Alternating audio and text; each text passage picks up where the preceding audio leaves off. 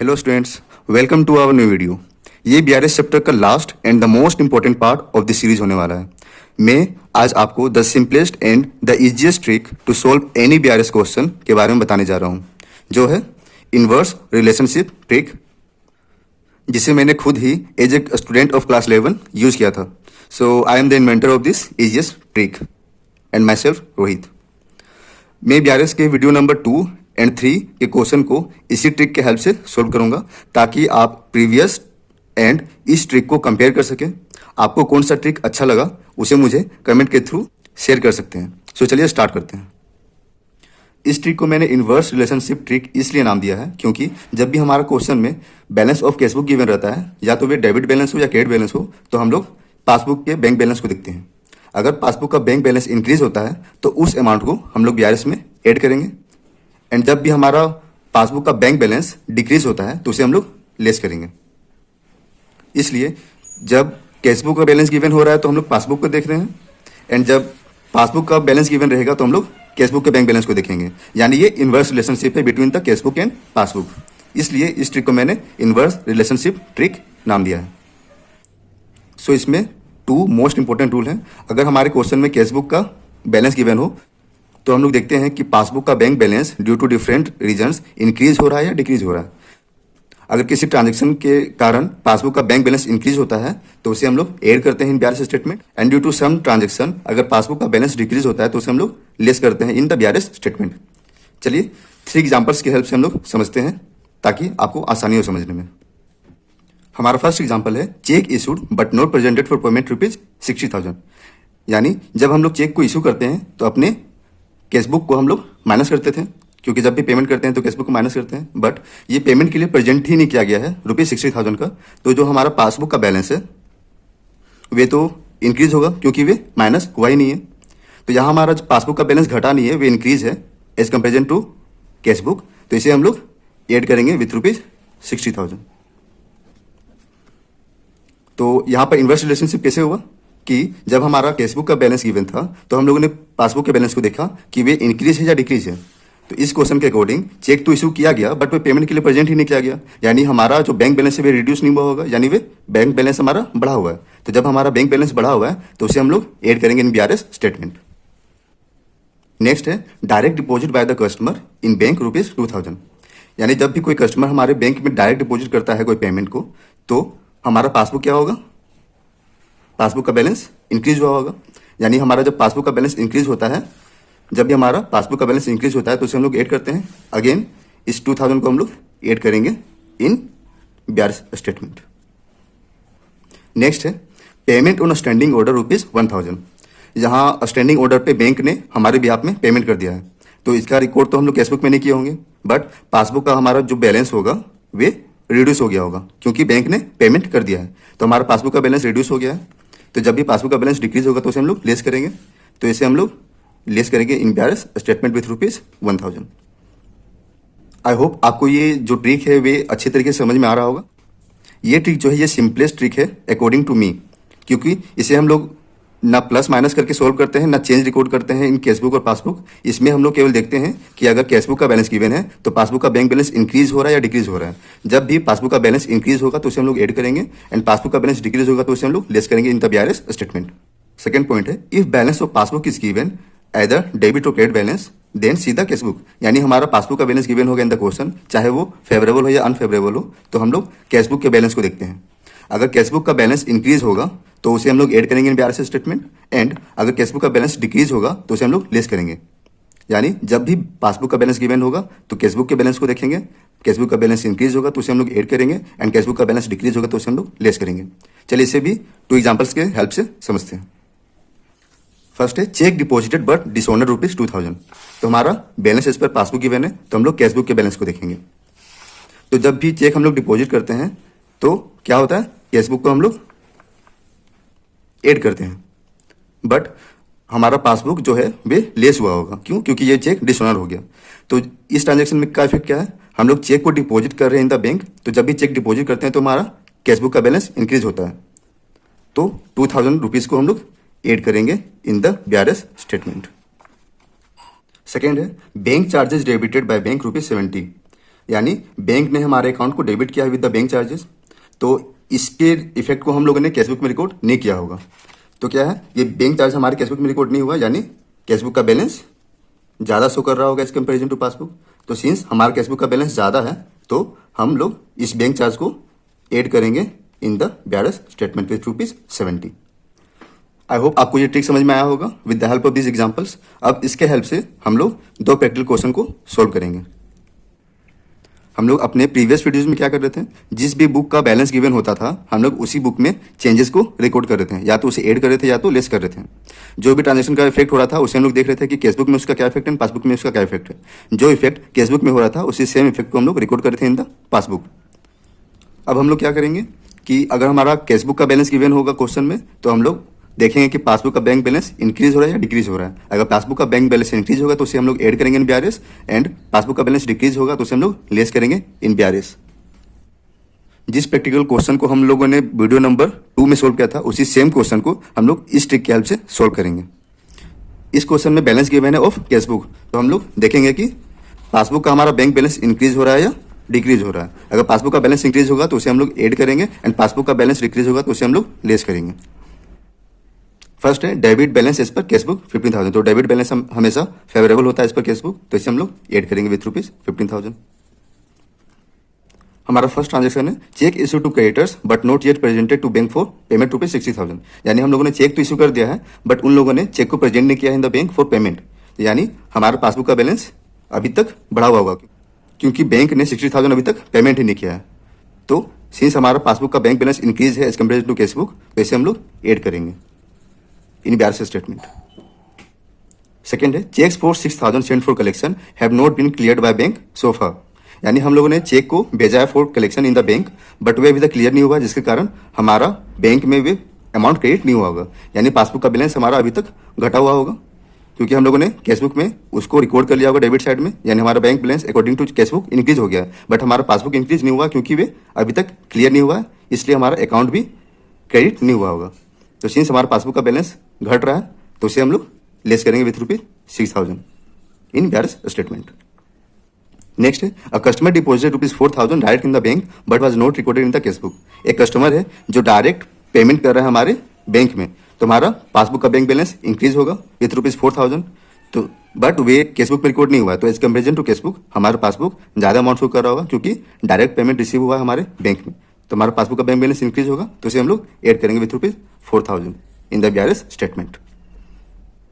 Next है bank credited ₹400 for interest in the passbook. यानी bank ने हमारे अकाउंट को क्रेडिट किया है विथ इंटरेस्ट, तो हमारा पासबुक का बैलेंस इंक्रीज हुआ होगा। तो सिंस हमारा पासबुक का बैलेंस इंक्रीज हुआ है तो उसे हम लोग ऐड करेंगे in BRS statement with ₹400। Next है a cheque deposited into bank was dishonoured but no intimation received of ₹1,000। यानी हम लोगों ने चेक डिपॉजिट किया है बैंक में for collection, but way dishonour हो गया। तो जब भी हम लोग चेक डिपॉजिट करते हैं टू द बैंक तो हम अपने कैशबुक को प्लस करते हैं, बट ये चेक डिसऑनर हो गया, यानी पासबुक में वे अमाउंट क्रेडिट ही नहीं हुआ होगा। यानी एज कंपेयर टू कैशबुक हमारा पासबुक नेगेटिव बैलेंस शो कर रहा होगा, यानी हमारा पासबुक डिक्रीज हुआ होगा, तो इसे हम लोग लेस करेंगे विथ ₹1,000। नेक्स्ट है a passbook showed a credit of ₹600 for interest and debit of ₹70 for bank charges but this have not been entered in the cashbook. तो यहाँ दो अमाउंट है 600 एंड ₹70। तो पासबुक हमारा क्रेडिट बैलेंस हो कर रहा है ₹600। तो जब भी इंटरेस्ट क्रेडिट होता है हमारे बैंक अकाउंट में तो हमारा पासबुक का बैलेंस इंक्रीज होता है। तो हमारा 600 से पासबुक इंक्रीज हो रहा है, बट उसको हम लोगों ने कैशबुक में रिकॉर्ड नहीं किया है, तो हमारा पासबुक का बैलेंस इंक्रीज हो रहा है, तो उसे हम लोग ऐड करेंगे इन BRS स्टेटमेंट। नेक्स्ट है ₹70 जो है वे डेबिट हो रहा है फॉर बैंक चार्जेस। तो जब भी हमारा बैंक डेबिट होता है विद बैंक चार्जेस तो हमारा पासबुक का बैलेंस रिड्यूस होता है, और ये रिड्यूस होगा विथ ₹70। तो सिंस हमारा पासबुक का बैंक बैलेंस डिक्रीज हो रहा है तो उसे हम लोग लेस करेंगे इन BRS स्टेटमेंट। नेक्स्ट है according to standing order bank has made the following payment loan instalment ₹1,000 and life insurance premium ₹2,000। यानी हमारे ऑर्डर पे हमारे बिहाफ पे बैंक ने पेमेंट किया है loan instalment ₹1,000 and life insurance premium ₹2,000। यानी जब भी स्टैंडिंग ऑर्डर पे बैंक पेमेंट करता है तो हमारा पासबुक का बैलेंस डिक्रीज होता है, क्योंकि ये पेमेंट कर रहा है हमारे बिहाफ पे विथ ₹1,000 प्लस 2,000। तो हम लोग क्या करेंगे 1,000 से डिक्रीज हो रहा है पासबुक का बैलेंस, तो 1,000 लेस करेंगे in BRS statement, and again 2,000 भी हमारा डिक्रीज हो रहा है क्योंकि बैंक हमारे बिहाफ पे पेमेंट कर रहा है, तो इसे हम लोग लेस करेंगे in BRS statement. I hope आपको ये कंसेप्ट इजीली वे में समझ में आया होगा। मैंने बहुत ही सिंपल वे में इसे समझाने की कोशिश की है। अब हम लोग देखेंगे कि इस ट्रिक के हेल्प से जो अमाउंट को हम लोगों ने ऐड किया है और लेस किया है, क्या वे सेम इफेक्ट हमारे प्रीवियस वीडियो के सॉल्यूशन में है या नहीं है। ये देखिए, ये हमारा प्रीवियस वीडियो नंबर 2 का सॉल्यूशन है OBRS स्टेटमेंट, और हम लोगों ने दूसरे कंसेप्ट से इसको सोल्व किया था और समझा था कि कैसे चेंज को रिकॉर्ड करते हैं हमारे BRS स्टेटमेंट में। तो हमें 15,000 को ऐड करना था, तो हम लोग 15,000 को ऐड किया with positive balance, and 60,000, 4,000, 400 and 600 ये सारे अमाउंट को हम लोग को ऐड करना था, और सेम हम लोगों ने ऐड किया है ये सारे अमाउंट को। एंड लेस करना था 6,000, 1,000, ₹70, 1,000 एंड 2,000, और सेम अमाउंट को हम लोगों ने लेस भी किया है इन आवर BRS स्टेटमेंट।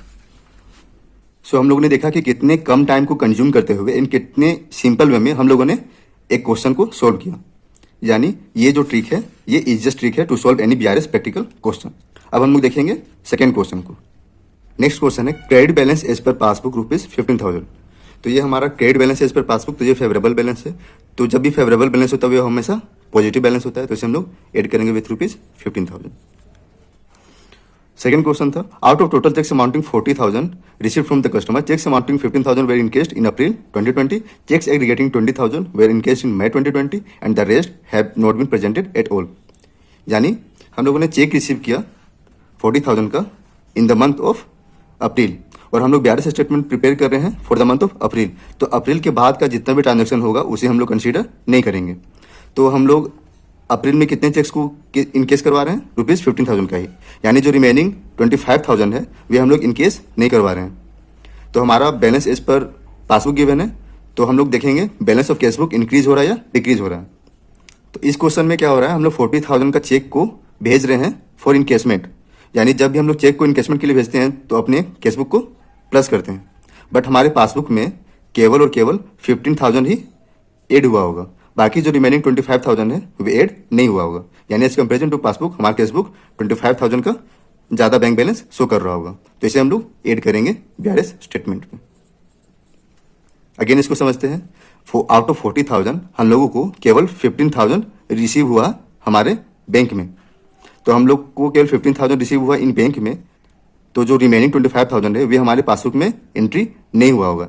यानी हमारा bank balance according to passbook 25,000 कम होगा, बट हम लोगों ने पूरा 40,000 को इसमें रिकॉर्ड किया था। So as comparison to passbook हमारे केस बुक 25,000 रुपये ज़्यादा बैलेंस शो कर रहा होगा, तो इसे हम लोग ऐड करेंगे, क्योंकि हमारा बैलेंस इस पर पासबुक गिवन है, और इस ट्रिक के अकॉर्डिंग जिस भी बुक का बैलेंस गिवन होता है उसके अपोजिट वाले बुक को हम लोग देखते हैं उसका बैलेंस इंक्रीज हो रहा है या डिक्रीज हो रहा है। तो केस बुक इंक्रीज हो रहा है तो उसे हम लोग ऐड करेंगे।